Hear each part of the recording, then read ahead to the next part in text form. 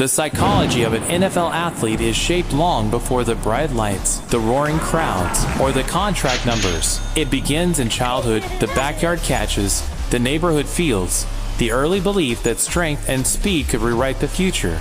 By the time an athlete reaches the NFL, their mind has been molded by pressure, repetition, discipline, and a rare kind of internal fire most people never tap into.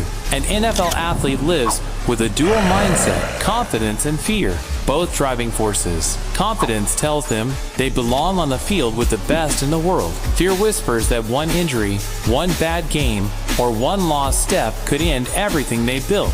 This tension sharpens them. It forces focus, routine, and an almost obsessive relationship with improvement. Physically, the body is the machine. Psychologically, the body becomes the identity. Every workout, every rep, every drill is tied to their sense of worth. If they don't perform, they don't eat. If they slack, somebody else takes their spot. Their brain becomes conditioned to see time differently. Off seasons aren't vacations, they're rebuilding phases. Recovery isn't rest, it's strategy.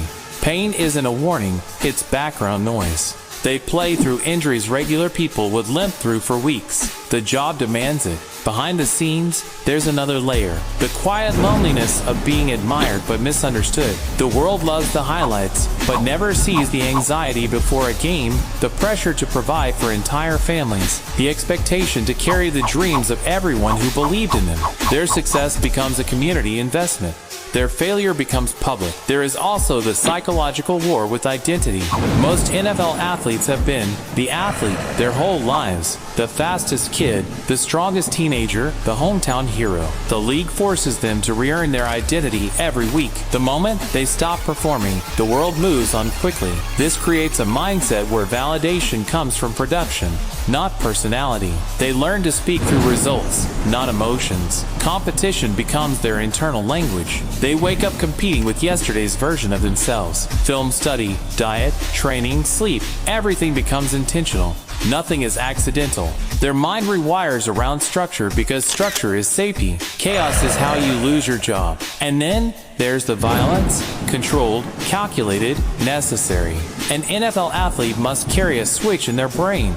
Kind person off the field, weaponized force on the field. That mental transformation is its own psychology because the aggression required to dominate in football cannot be carried into real life. They must balance rage and professionalism, dominance and discipline. The NFL also breeds a sense of impermanence. Careers are short, bodies break down, money requires management. The athlete becomes aware that every moment could be their last one in the league, so they live with urgency, sometimes healthy, sometimes destructive. Their psychology is built on the need to maximize a window of opportunity that closes fast, but at the center of it all is the love of the game, the part of them that still feels like a kid on the field, the part that thrives off team camaraderie, strategy, and the electrifying rush of making a play. That inner spark is what keeps them going through injuries, criticism, and pressure. The psychology of an NFL athlete is a mix of discipline, identity, fear, love, and ambition,